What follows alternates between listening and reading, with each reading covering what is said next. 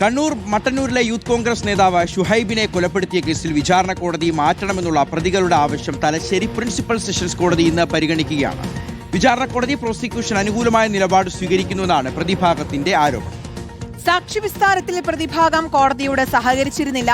ഇതേ തുടർന്ന് ആകാശ് തില്ലങ്കേരി ഉൾപ്പെടെയുള്ള 17 പ്രതികളുടെ ജാമ്യം റദ്ദാക്കുകയും ജുഡീഷ്യൽ കസ്റ്റഡിയിലേക്ക് മാറ്റുകയും ചെയ്തു. പിന്നാലെ പ്രതികൾ ഹൈക്കോടതിയെ സമീപിച്ച് ജാമ്യം നേടുകയായിരുന്നു. ഷഹദ് റഹ്മാൻ നൽകും വിശദാംശങ്ങൾ. ഷഹദ്, എന്തൊക്കെ വാദങ്ങളാണ് പ്രതിഭാഗം ഉന്നയിക്കുന്നത്? ഇന്ന് എപ്പോഴാണ് ഇത് പരിഗണിക്കുന്നത്?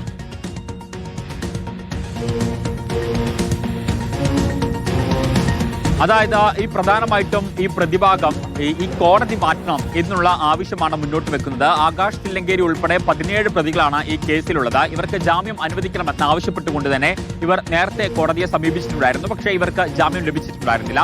പിന്നീട് ഇവർ ഹൈക്കോടതിയെ സമീപിക്കുകയായിരുന്നു.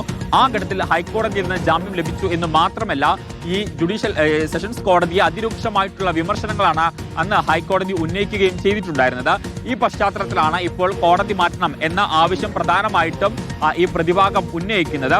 അതായത് ഈ പ്രോസിക്യൂഷൻ കോടതി ഈ പ്രതികൾ, അതായത് ഇവർക്ക് അനുകൂലമായിട്ടുള്ള നിലപാടാണ് സ്വീകരിക്കുന്നത് എന്ന ആരോപണമാണ് പ്രധാനമായിട്ടും പ്രതിഭാഗം ഉന്നയിക്കുന്നത്. മാത്രമല്ല, ഈ പ്രതിഭാഗം ഒരു ഘട്ടത്തിൽ പോലും, അതായത് ചോദ്യം ചെയ്യലിനോടോ അല്ലെങ്കിൽ ഈ വിചാരണ നടക്കുന്ന വേളയിലോ ഒന്നും തന്നെ ഒട്ടും സഹകരിച്ചില്ല എന്ന ആരോപണവും ഈ പ്രതിഭാഗം ഉന്നയിക്കുന്നുണ്ട്. ഈ ഒരൊക്കത്തിന്റെ പശ്ചാത്തലത്തിലാണ് ഇപ്പോൾ കോടതി മാറ്റണം എന്ന ഒരു നിലപാട് ഇപ്പോൾ സ്വീകരിക്കുന്നത്. പ്രോസിക്യൂഷൻ അനുകൂലമായിട്ടുള്ള നിലപാടാണ് കോടതി സ്വീകരിക്കുന്നത് എന്നതാണ് ഈ പ്രതിഭാഗത്തിന്റെ ആരോപണം. ശരി, ഷഹദ് റഹ്മാനാണ് വാർത്തയുടെ വിശദാംശങ്ങൾ നൽകിയത്.